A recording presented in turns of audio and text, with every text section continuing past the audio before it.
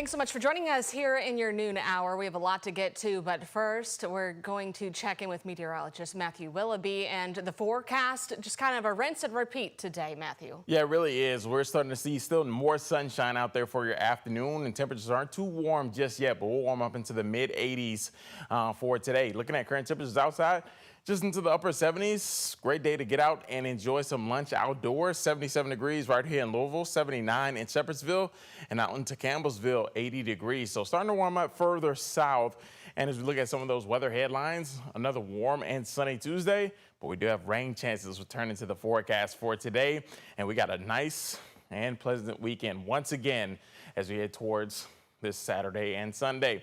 Looking at satellite and radar, starting to see a few pop-up showers for us this afternoon, just around the 12 hour. And as you look at that bus stop forecast heading home today, we'll be into the lower 80s with partly cloudy skies. And we'll like to see even more clouds roll through. Those highs today only going to march up into the mid 80s for us. And really most spots are going to top off into the 80s for today into across Kentuckiana as we head towards this Tuesday. But what's ahead? The return of some showers and storms will greet you for this evening. I'll be timing out exactly when they'll be coming and what time you can expect that coming up in just a few minutes. We'll send it back over to you, Brooke. Matthew, thank you. Drivers headed to and from New Albany happening today. Daily lane closures are starting there on I-64. KYTC says there will be some single lane closures on 64 West near the Sherman-Minton from 8 to 3. A single lane of I-64 East will then close from 9 a.m. to 6 p.m. and that's going to be the case through Friday. The Transportation Cabinet said engineers will be inspecting the bridge approaches around the Sherman-Minton, so be aware of the signage and use caution. And the first phase of a major interstate project in Louisville begins tomorrow. Wednesday, South Brook Street and Kentucky Street, as well as Hill and Burnett Avenue, will close until the spring of 2027. That's the next 2 years, as KYTC crews work to repair a series of overpasses along I-65. The construction could have some big impacts for drivers and businesses, especially in Old Louisville. For a better look at the map of the construction, the road closures, and detour routes, head to WHAS11.com. And another top story here on your Tuesday. A 12-year-old girl just lost her life in what police suspect was a DUI crash on Labor Day morning. It also sent her mother and a baby to the hospital with life-threatening injuries. Today, another driver is in jail, but the mother also facing charges. We've been following this for you, and we'll have the very latest coming up today in the next hour. You can also view it on our website, WHAS11.com. LMPD has told us more charges could be coming. Again, you can read up on all of those updates right now. Well, we have learned the name of the woman killed in a downtown Louisville shooting from last night. LMPD responded to South Brook Street near the Broadway Taco Bell, where they found 36-year-old Ashley Lanham with a gunshot wound. They said she later died at University Hospital, and as of this morning, there were no suspects in that case. If you have information, call the anonymous tip line at 574-LMPD. You can also use the department's online portal. A hiker died after falling 40 feet at Red River Gorge on Saturday. Officials said the hiker fell from the top of Whittleton Arch down to the rocks below. Powell County Search and Rescue responded to that call around 4 p.m. We're told the hiker was flown to UK Hospital, where he died. The total number of people injured in a Minneapolis church shooting rose to 21 over the weekend when a family discovered their son was hit by a bullet fragment. It's been less than a week since a gunman opened fire through the windows of the Annunciation Church while students were attending their first mass of the school year. We know 2 children died, ages 8 and 10, and then 18 others between the ages of 6 and 15 were injured, along with 3 adults in their 80s. Our sister station, KARE 11 in Minneapolis, shares the story of the latest victim. Hours after the horrific shooting at Annunciation Catholic Church, it was really scary. 10-year-old Weston Halsney, along with his grandpa and his dad, returned to the police tape to share how his life was saved. My friend Victor saved me though, because he laid on top of me, but he got hit. Your friend laid on top of you? Yeah, and he got hit.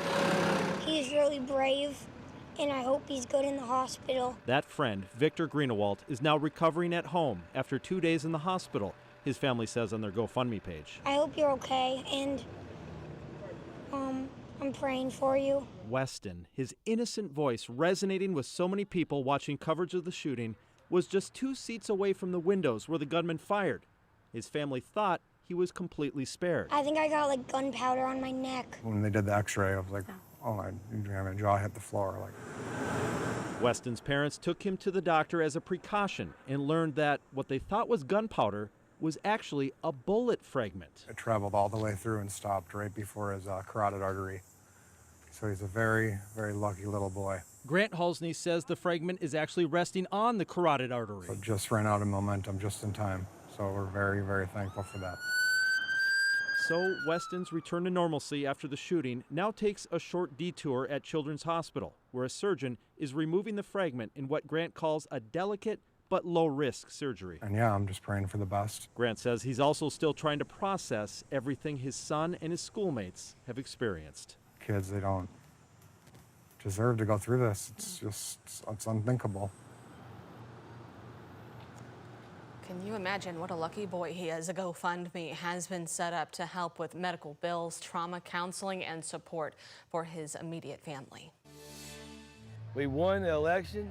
We should be able to come in. They should recognize us as a union. Pivotal union vote as the Blue Oval SK battery plant in Hardin County is forcing people to pick sides. The final results of a very tight election are still hanging in the balance today, pending a federal review. Now, Local 862 President Todd Dunn explained from his view why 41 ballots from Blue Oval SK employees are being questioned in that high-stakes vote on whether the Glendale, Kentucky battery plant should unionize. We are also taking a look now back at one of our top stories. A 12-year-old girl, again, killed in a suspected DUI crash on early Labor Day morning.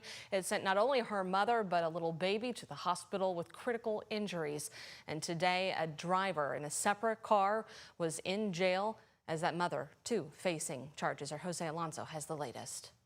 Multiple med units this way. There might be multiple children down. A chaotic scene unfolding on the Gene Snyder near New Cut Road during the dark hours of Labor Day morning. Everybody turn around to New Cut. We're going to need the Snyder shut down completely southbound from New Cut. Traffic still blocked off once the sun rises as first responders navigate a potential drunk driving crash with several people ejected out of a vehicle. LMPD reports no one in this wreck was wearing a seatbelt. I have a young infant stuck under the rear passenger tire of the vehicle, and I got a female in the ditch. From the Sky 11 drone, you can see traffic back flowing normally Labor Day afternoon. But it took hours for officials to reopen this highway after they found a child who didn't survive the crash. I got a child down. Child down on the side of the ditch. LMPD says this fatal collision took the life of a 12-year-old girl and also led to a woman and an infant being transferred to a hospital with life-threatening injuries. Police say they arrested 34-year-old Ronaldo James Gill for driving under the influence after failing a sobriety test. The vehicle that's off the road into the tree line on the opposite side, I guess the eastbound side, is all the occupants of that car been accounted for. Everyone is out and accounted for. Gill is now facing 7 charges, including murder and driving under the influence. LMPD says the mother is also facing charges since her children were not secured by seatbelts. Kentucky State Police wants to remind the public about seatbelt safety. A statement from Sergeant Matt Suddeth says, quote, "One of the hardest tasks of law enforcement is notifying a family that their loved one has been in a fatal crash. At the end of the day, it's not about writing tickets. It's about ensuring everyone makes it home safely." A somber reminder as a fatal holiday weekend comes to a close. In Louisville, Jose Alonso, WHAS11 on your side. LMPD said more charges could be coming. You can read up on any updates that come our way on WHAS11.com.